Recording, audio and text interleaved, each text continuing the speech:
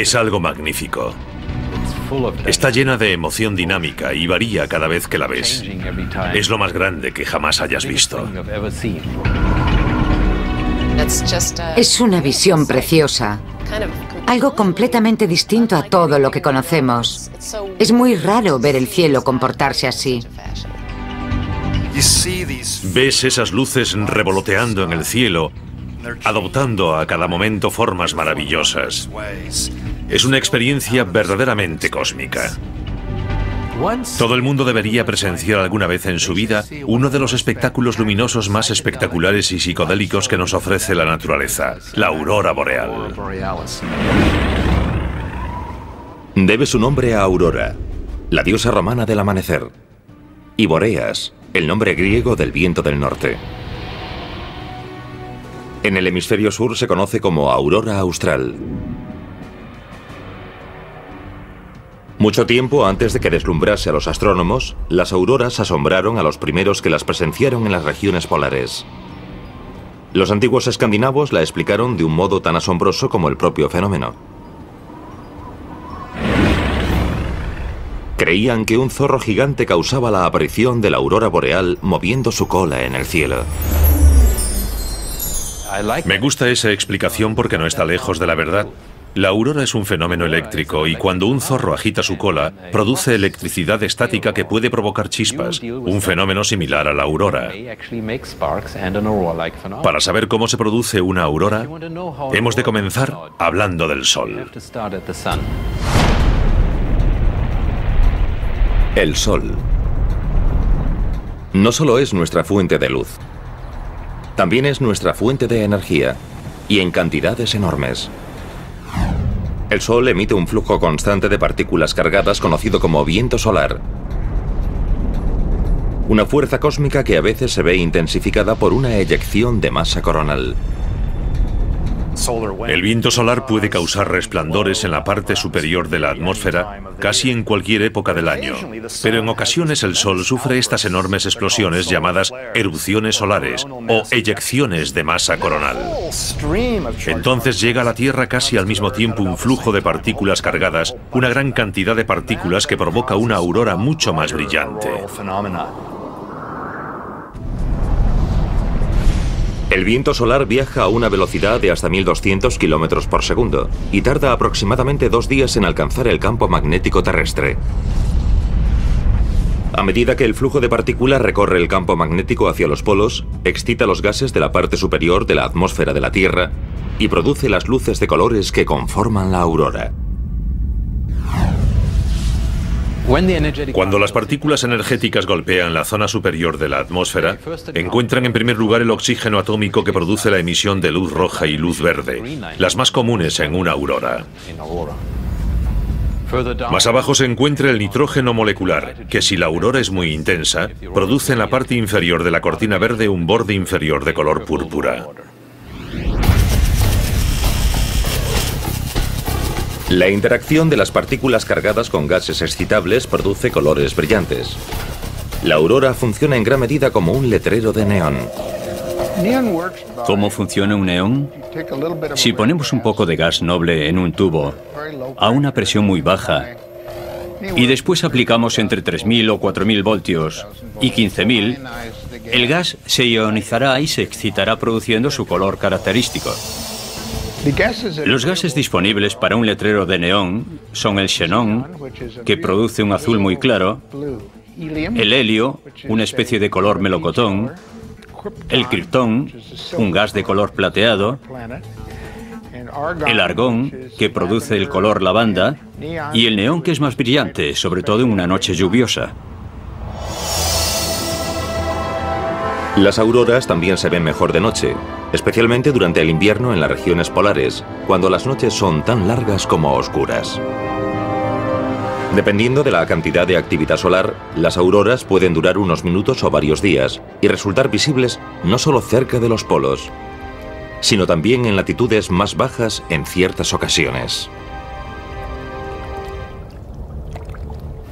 Hace pocos años, en 2003, se produjo lo que llamamos la tormenta del siglo, la mayor tormenta magnética en 100 años. produjo una gran aurora. Hubo personas que pudieron ver la aurora desde la ciudad de Washington, desde el Mediterráneo, en lugares donde no se suelen ver auroras.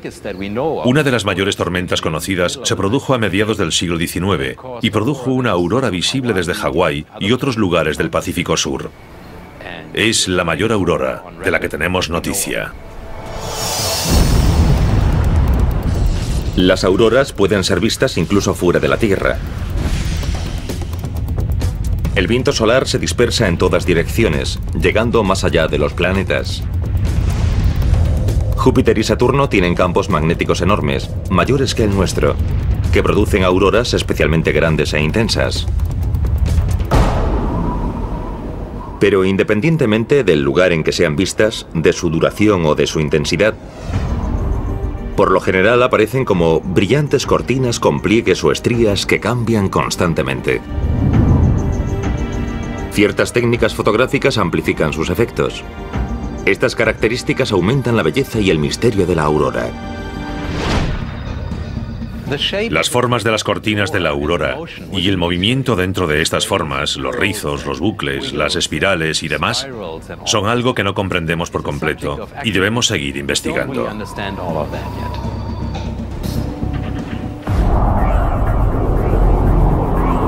Para aumentar su misterio, hay quien dice que la aurora no solo se puede ver, sino también escuchar.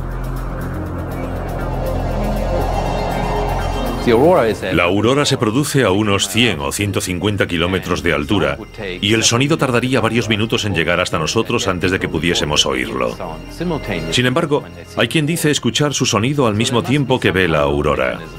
Por lo tanto, debe existir algún mecanismo desconocido que se cree esté relacionado con la aurora. Nadie tiene una explicación y tratan de averiguar qué es.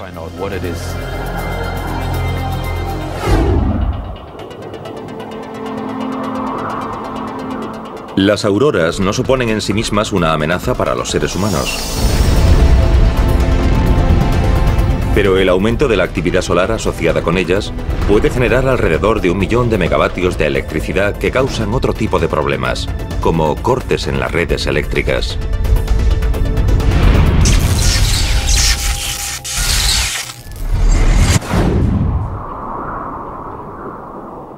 No son las propias auroras las que causan problemas en la red eléctrica.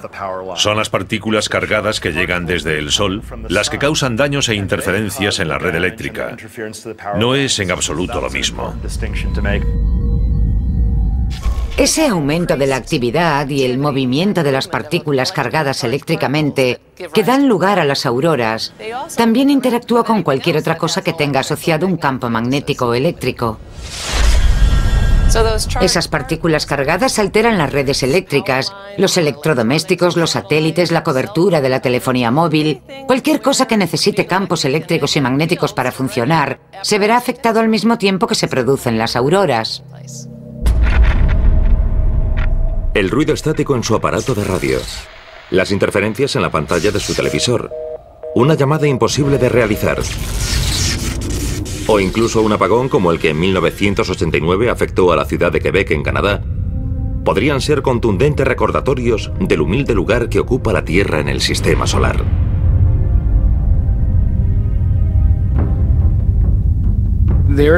La Tierra no es más que un planeta que orbita el Sol, y el Sol tiene una atmósfera que se extiende mucho más allá de la Tierra.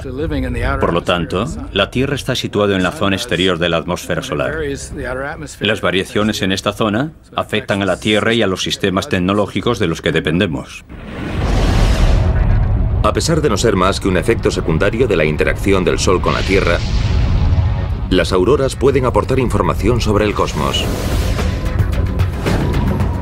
La aurora es un buen indicador de cómo la parte superior de la atmósfera y el campo magnético de la Tierra interactúan con el viento solar. Podemos usar la aurora como un objeto de estudio que la naturaleza nos brinda para comprender mejor lo que sucede en el resto del universo. Las auroras son una de las medidas de la actividad solar. Podemos remontarnos históricamente hasta los siglos X, VIII o incluso antes, y podemos utilizarlas para medir la actividad solar. El ciclo de actividad solar dura 22 años. Cada 11 años aumenta su actividad y luego su polaridad se invierte y su actividad disminuye. Podemos comprobarlo retrocediendo en la historia. Aunque las auroras suelen resultar visibles solo en las regiones polares, existen otros fenómenos cósmicos deslumbrantes que pueden ser vistos en cualquier lugar. Son las estrellas fugaces. Cuando vemos estrellas fugaces parece que caigan a la Tierra, pero eso no puede ser. Las estrellas son mucho más grandes que la Tierra. Si fuesen estrellas, devorarían a la Tierra en una fracción de segundo. Pero si no son estrellas, ¿qué son?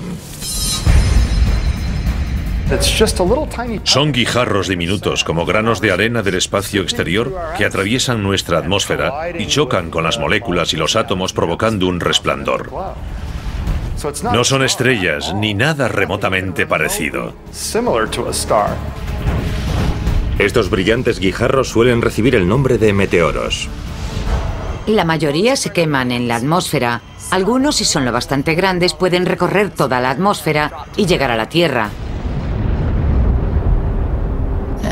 Las rocas que encontramos son los llamados meteoritos. En realidad es el mismo fenómeno.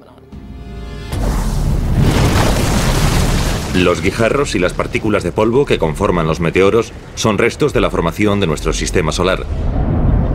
Escombros dispersos de anteriores generaciones de estrellas. Muchos de ellos proceden del cinturón de asteroides. Entre Marte y Júpiter hay una gran cantidad de rocas flotando, y en ocasiones chocan entre sí y se hacen pedazos. Estos pequeños fragmentos vuelan por el sistema solar y algunos de ellos penetran en la atmósfera de la Tierra. En ciertas épocas del año, cruza el cielo un gran número de meteoros. Son las llamadas lluvias de meteoros. Se producen cuando la Tierra pasa a través de un rastro de desechos, fragmentos de hielo y polvo dejados por un cometa durante su órbita alrededor del Sol. Cuando observamos una lluvia de meteoros, las estrellas fugaces parecen proceder de un único punto en el cielo, el radiante desde el que se dispersan.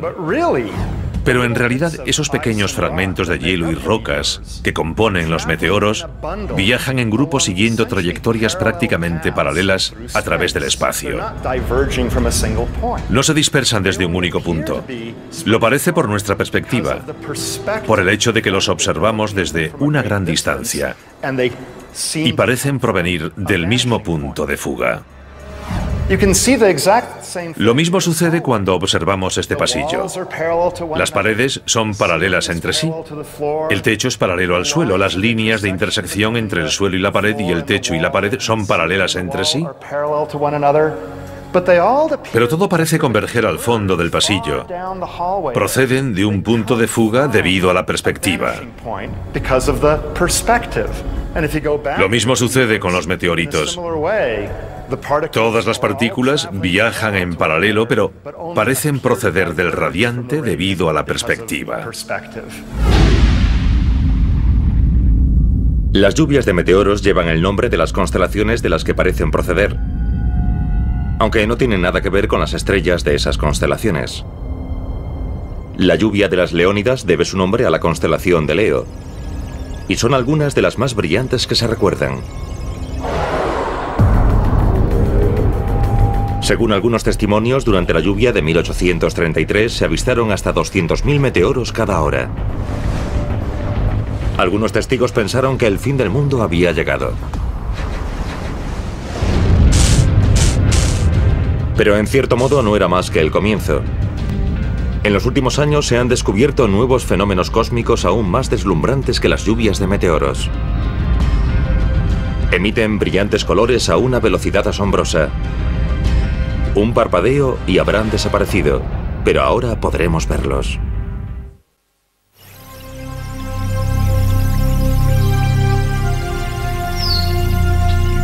Los rayos cósmicos nos hacen pensar en alguna película de ciencia ficción. Son una fuerza invisible del espacio exterior que puede causar cambios meteorológicos y muchos otros fenómenos. Pero los rayos cósmicos son reales, aunque su nombre no es el más apropiado. Los rayos cósmicos son partículas, no rayos. En un principio se pensaba que podía tratarse de un fenómeno lumínico, pero no es así, son partículas. Están hechas de los mismos elementos que el Sol, la Tierra y todo el universo. Los rayos cósmicos son cualquier radiación procedente del espacio exterior. Hay muchas fuentes diferentes. Hay dos fuentes principales, el Sol, que acelera muchas partículas energéticas, y todas las demás.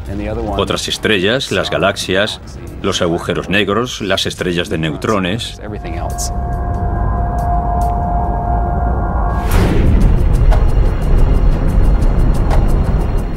La mayoría de los rayos cósmicos no son superenergéticos según los estándares terrestres, pero podríamos comparar los de mayor energía a una pelota de tenis bien golpeada que nos diese en la cabeza, algo nada agradable. Son como guisantes disparados con una cerbatana, como pellizcos o una energía incluso menor. La atmósfera terrestre nos protege de la mayor parte de los rayos cósmicos. Pero las partículas de alta energía que logran penetrar en la atmósfera son lo bastante potentes para afectar a todos los organismos vivos. Pueden causar mutaciones en el ADN. El efecto de los rayos cósmicos es una de las explicaciones para la deriva genética en las especies. Sus efectos hacen que el ADN cambie un poco y eso da lugar a variaciones en las especies animales. Algunas de estas mutaciones significan un cambio evolutivo positivo.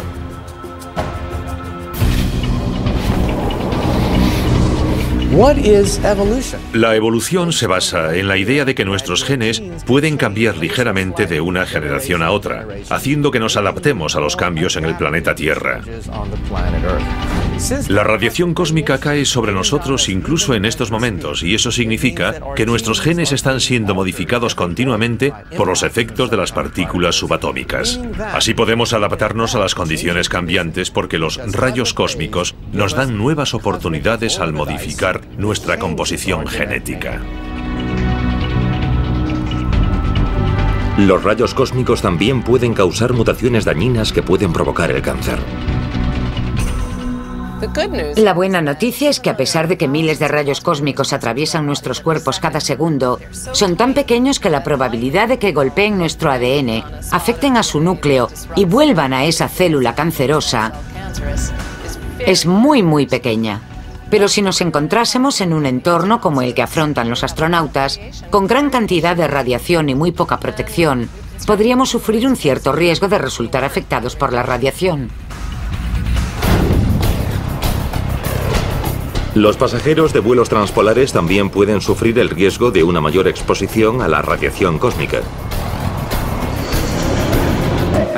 De hecho, algunos miembros de la tripulación de transatlánticos y vuelos transpolares llevan pequeños indicadores de radiación. Y a las mujeres embarazadas se les recomienda no volar como azafatas o pilotos en esos vuelos, ya que existe cierta preocupación. No se ha demostrado un verdadero efecto, pero son muy cuidadosos con respecto a los niveles de radiación. Los rayos cósmicos no solo afectan a todos los organismos vivos, también pueden influir en el clima. Según algunas teorías, los rayos cósmicos galácticos podrían tener que ver con el origen de las tormentas y los rayos, porque pueden trazar una ruta de ionización a través de la atmósfera que podría abrir el camino que el rayo necesita para originarse.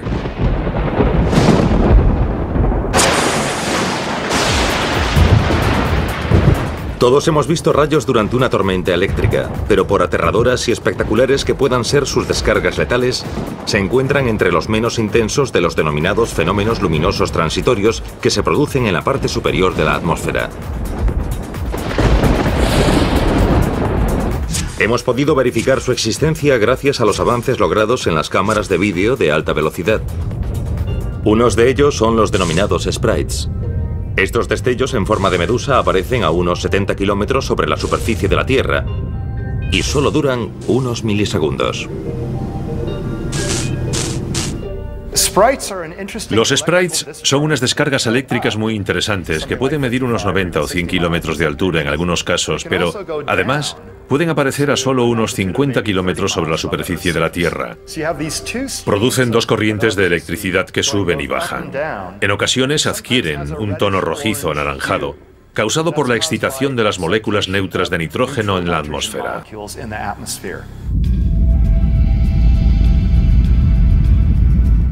Los elves son otro fenómeno descubierto recientemente. Además de significar elfos en inglés, es el acrónimo de la extensa explicación de este fenómeno que genera estallidos de energía cuyo brillo alcanza unos 400 kilómetros de diámetro. Los elves son emisiones de luz y perturbaciones de muy baja frecuencia de fuentes de pulso electromagnético.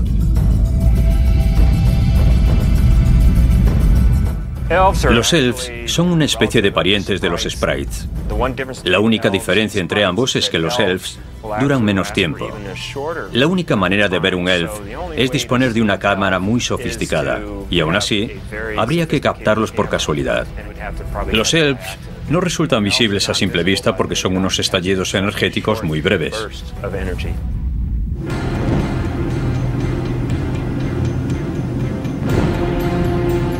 Más cerca de la Tierra se producen otras peculiares descargas conocidas como chorros azules. Los chorros azules se originan justo sobre las cimas de las nubes tormentosas, a una altura aproximada de 15 kilómetros sobre la superficie de la Tierra, y se elevan hasta una altura de unos 50 kilómetros sobre la superficie terrestre. Por lo general, tienen el aspecto de un chorro de luz en forma de cono azul. Su color azul se debe a las moléculas de nitrógeno neutras e ionizadas, que son excitadas por el paso de esa corriente eléctrica. Los chorros azules, los elves y los sprites son fenómenos descubiertos hace relativamente poco tiempo y aún no se comprenden del todo. Además, su efecto en la atmósfera de la Tierra es objeto de una especulación constante. Según algunas teorías, servirían para equilibrar las fuerzas electromagnéticas de la Tierra, o quizás estén relacionados con la producción de ozono. Una forma muy simple de abordar este tema sería la forma en que la naturaleza trata constantemente de alcanzar un equilibrio. Esto también beneficiaría a la vida en la Tierra. Los fenómenos cósmicos no solo afectan al tiempo atmosférico, sino también a las plantas y los animales. Sin sus interacciones con el Sol, nuestras vidas se verían abocadas al caos.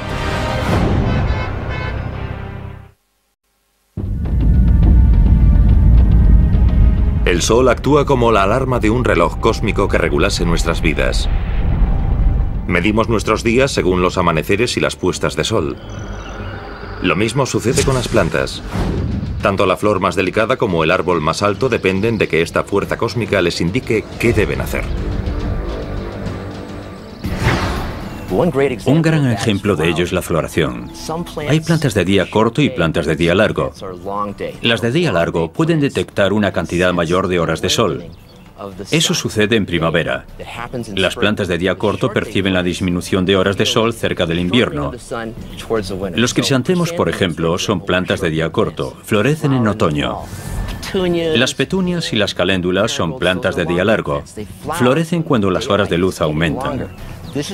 Todo esto se debe a los mecanismos y los compuestos químicos que permiten a la planta detectar la presencia del sol. Decir a las plantas cuándo florecer es solo una de las formas en que el sol juega un papel crucial en sus vidas. Otra es el papel que juega en la puesta en marcha de un proceso llamado fotosíntesis. Sin esta interacción cósmica, las plantas morirían, y nosotros también.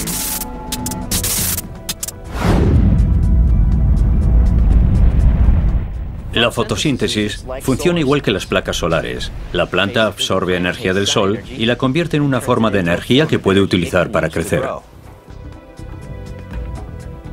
La clorofila, el pigmento verde de las hojas, permite a las plantas absorber la luz del sol y comenzar la fotosíntesis. La clorofila es una gran molécula de magnesio rodeada por pequeñas moléculas de carbono que la apoyan, por así decirlo. Esta molécula recibe energía lumínica y la absorbe para que la planta la utilice.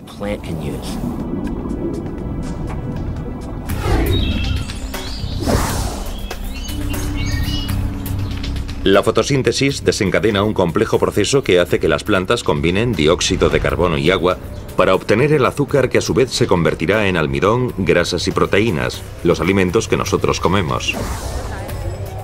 Al mismo tiempo, las plantas liberan el oxígeno que respiramos. Si dejasen de realizar la fotosíntesis, todos moriríamos. Ese sería el resultado final.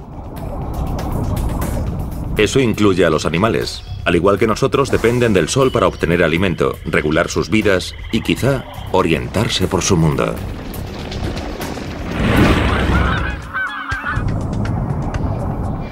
La orientación está muy extendida en el reino animal. Los salmones encuentran su camino de regreso al lugar donde nacieron.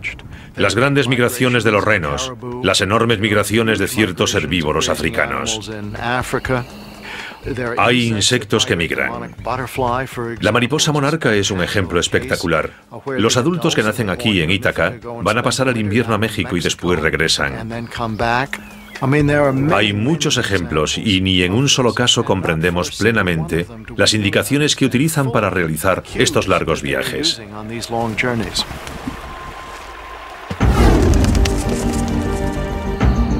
Algunos estudios ofrecen pistas sobre el misterio de la orientación de los animales. Muchas especies utilizan el sol para decidir la dirección a tomar. Si pensamos en ello, no resulta tan sencillo. Para orientarnos utilizando el sol, tenemos que tener un reloj. Necesitamos saber si es por la mañana, mediodía o por la tarde, debido al movimiento aparente del sol.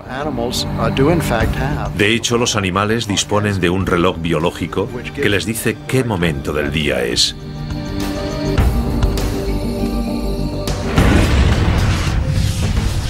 Si el sol no resulta visible, algunos animales utilizan el campo magnético terrestre, una fuerza que se origina en las profundidades, en el núcleo fundido del planeta. No solo puede proporcionarles indicios sobre su dirección, sino también indicaciones sobre su posición. Cada lugar de la Tierra tiene una única firma magnética. Si un animal tiene la sensibilidad suficiente, puede utilizar el campo magnético terrestre para averiguar dónde se encuentra con relación a su hogar mediante las diferencias entre ambos campos magnéticos. El problema de utilizar el campo magnético de la Tierra para localizar una posición es que cambia. Cambia de la noche al día. Cambia por causa de los depósitos de hierro bajo la superficie de la Tierra, denominados anomalías magnéticas, que lo distorsionan y lo modifican por causa de las manchas solares que hacen variar el campo magnético.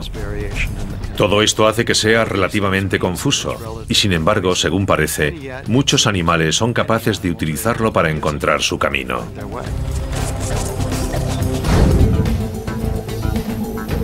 Una suelta de adiestramiento de palomas mensajeras nos demuestra cómo los animales pueden usar el sol y el campo magnético de la Tierra para encontrar su camino a casa. Las palomas mensajeras son domesticadas por esta capacidad de encontrar su camino a casa. Han sido criadas para ser las atletas del mundo de las palomas. Pueden volar largas distancias.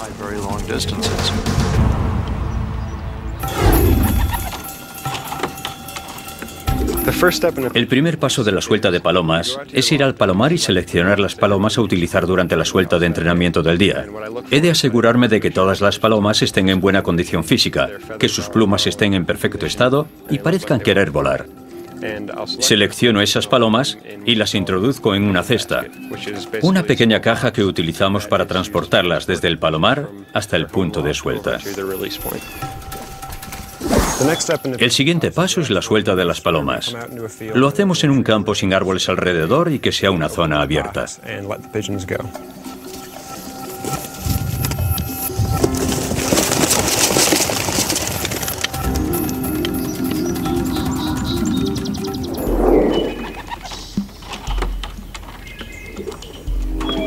Los expertos creen que en cuanto echan a volar, las palomas utilizan el sol para orientarse y a continuación encuentran el camino de vuelta, probablemente por medio de su sentido del olfato y el campo magnético terrestre. Hay dos órganos sensoriales que parecen estar relacionados con la detección del campo magnético terrestre. Uno es el sistema visual, la retina del ojo, y el otro es el pico superior de la paloma, donde hay numerosos depósitos de magnetita. un mineral magnético que parece estar relacionado con la detección del campo magnético. Cuentan pues con dos órganos sensoriales y todavía no comprendemos exactamente cómo interactúan ni cómo los animales los utilizan para encontrar su camino. La última parte de la suelta de las palomas es el regreso. Estas vuelan hasta su palomar, se posan sobre él y vuelven a meterse dentro.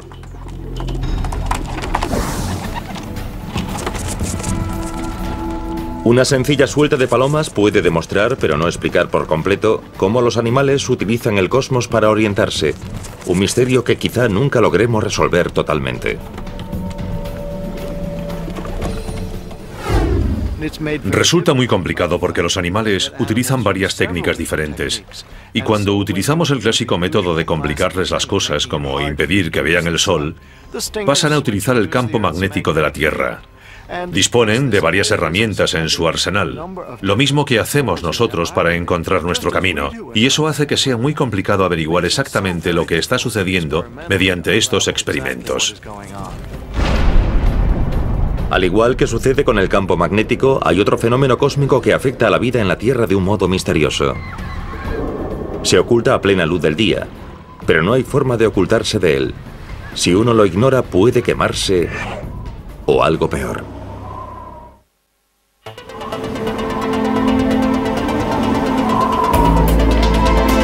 Un fenómeno cósmico nos proporciona el dorado bronceado que anhelamos y un aspecto aparentemente sano. Pero sus consecuencias pueden ir más allá de la piel. El bronceado es el efecto más común de un efecto solar potencialmente letal: los rayos ultravioleta. El ultravioleta es una parte del espectro no visible, pero existe en gran cantidad porque el sol lo emite en todo momento. Al igual que hay colores en el espectro visible, también hay ultravioleta según su longitud de onda, y los hemos dividido en tres bandas: ultravioleta A, B y C. La capa de ozono bloquea el ultravioleta C. Una cantidad un poco mayor de ultravioleta B logra pasar, y el ultravioleta A logra pasar en su mayor parte porque es el más cercano a la luz visible. Los ultravioleta A son los responsables del envejecimiento y el cáncer de piel. Hacen aparecer pecas y manchas. Y los ultravioleta B son los que causan quemaduras solares.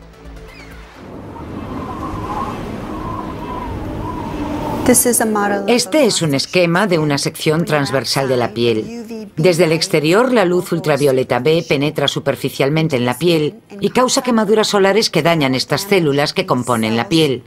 Cuando estas células resultan dañadas, el cuerpo responde activando el sistema inmunitario, que incrementa el flujo sanguíneo a la zona de la lesión.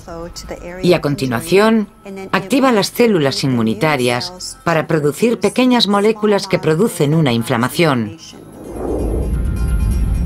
Y eso es solo el comienzo. Una exposición prolongada a los rayos ultravioleta B del sol puede causar cataratas y ser un factor de riesgo de un cáncer de piel como el melanoma, una dolencia potencialmente mortal. Las personas con mayor riesgo de desarrollar cáncer de piel por exposición solar son las de piel más clara, las de ojos más claros. Las personas que viven al sol y nunca usan crema protectora son las de mayor riesgo. Sin embargo, la exposición a la radiación ultravioleta B tiene un lado positivo: la producción de vitamina D en la piel.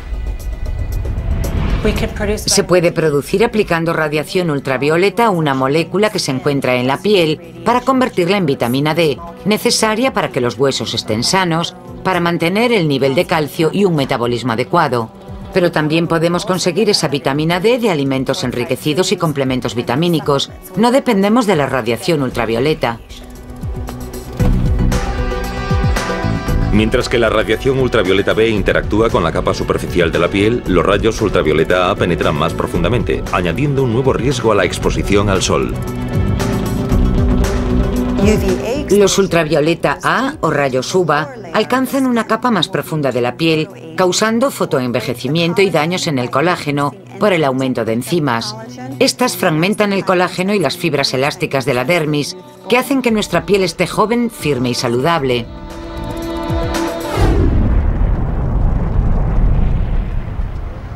Las cabinas de bronceado intentan recrear los rayos del sol artificialmente, pero la exposición a este sol artificial en una cabina es peor que broncearse bajo el verdadero sol que se encuentra a 150 millones de kilómetros de distancia. La industria de cabinas de bronceado pretende que pensemos que son más seguras y que el bronceado que se obtiene en ellas es más seguro y más gradual, pero sucede todo lo contrario. Las cabinas de bronceado son incluso más perjudiciales para la piel, porque más del 90% de la luz que emiten son rayos ultravioleta A. Esos rayos son los que provocan el envejecimiento de la piel y el cáncer de piel. Por lo tanto, esas personas pueden desarrollar cáncer de piel 20 o 30 años después.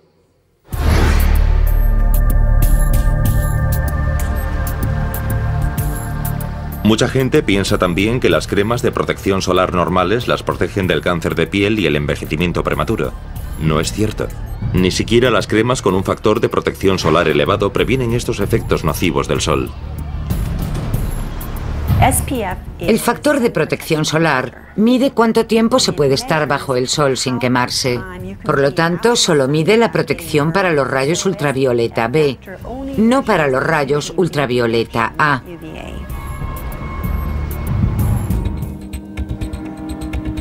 Las cremas de protección solar más eficaces ofrecen protección contra la radiación ultravioleta B y la A. Pero incluso con aplicaciones frecuentes, estas cremas solares no son una garantía contra el riesgo de cáncer de piel, que puede aumentar debido a la disminución de la capa de ozono. El ozono forma una especie de manta sobre nosotros que absorbe una gran cantidad de radiación. Cuando este ozono desaparece, recibimos más radiación de gran energía, los rayos ultravioleta B, y eso es lo que causa daños a nuestra piel. Hace 2.000 millones de años, antes de que la Tierra tuviese una atmósfera rica en oxígeno, carecía de una capa de ozono y no existía vida en su superficie. Solo podía existir en el océano, donde el agua la protegía de la radiación ultravioleta.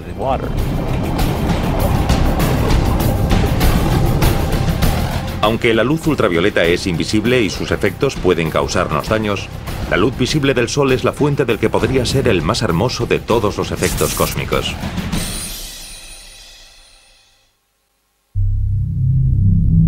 El Sol desempeña un papel crucial en el origen de uno de los fenómenos lumínicos más espectaculares: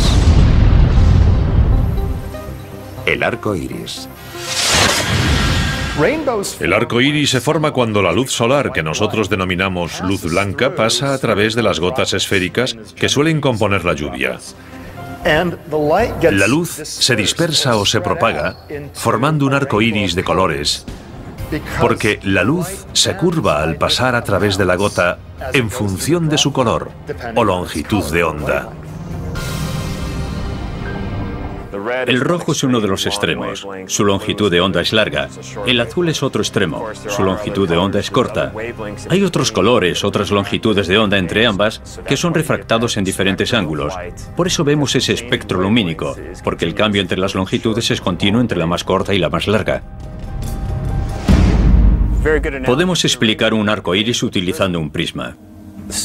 Las diferentes longitudes de onda son refractadas en ángulos diferentes, 2 veces, una por cada cara.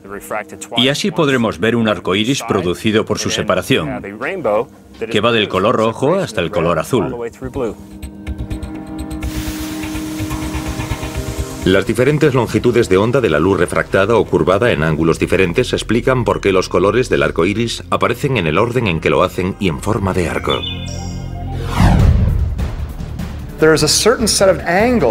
La luz se curva más en ciertas direcciones determinadas y ahí es donde se concentra.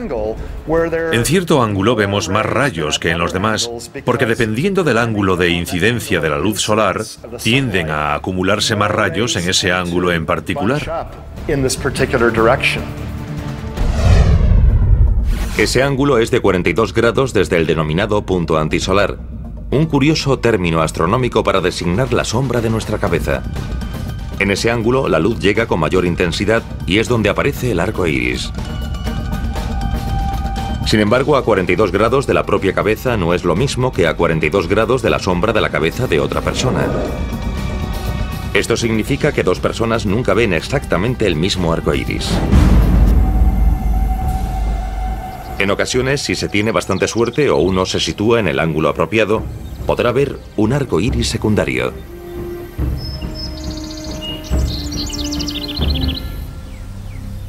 Dentro de la gota de agua donde se produce la difracción, a veces la luz rebota más de una vez y cuando lo hace por segunda vez, sale en un ángulo diferente, más amplio. 51 grados para ser exactos. Gran parte de la luz se ha dispersado tras el primer rebote y otra sale en el segundo. El arco iris secundario se produce en orden inverso. El color rojo que está en un extremo en un arco iris estará en el extremo opuesto en el otro.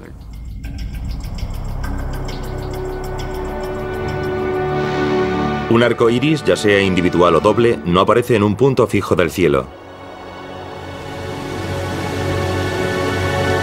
Su existencia aparente depende exclusivamente de la ubicación del observador y la posición del Sol. En este sentido, un arco iris puede ser considerado una ilusión óptica. En cierta forma, un arco iris es una ilusión.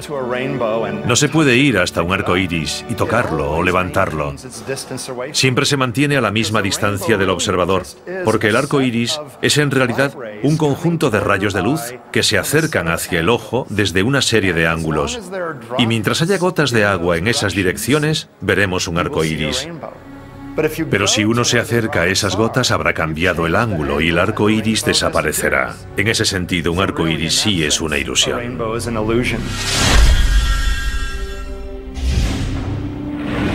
La simple belleza del arco iris y su complejidad científica lo han convertido en leyenda. Los antiguos griegos lo consideraban un camino entre sus dioses y la tierra.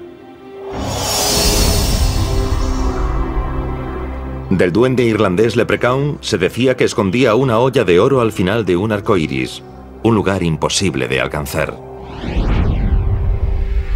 Y los hindúes creían que era el arco de su dios del rayo y el trueno.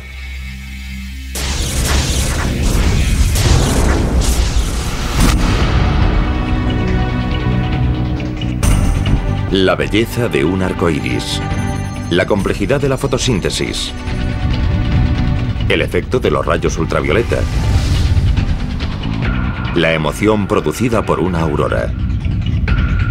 Todos estos fenómenos cósmicos nos hablan de nuestra relación con el universo. No somos meros espectadores pasivos ante todo este despliegue de fenómenos que vemos producirse entre la Tierra y el espacio. La vida en la Tierra evolucionó en este entorno de rayos cósmicos, auroras y rayos. Todos estos fenómenos que vemos son sencillamente una parte del entorno en el que hemos evolucionado. Son parte de nosotros y nosotros parte de ellos.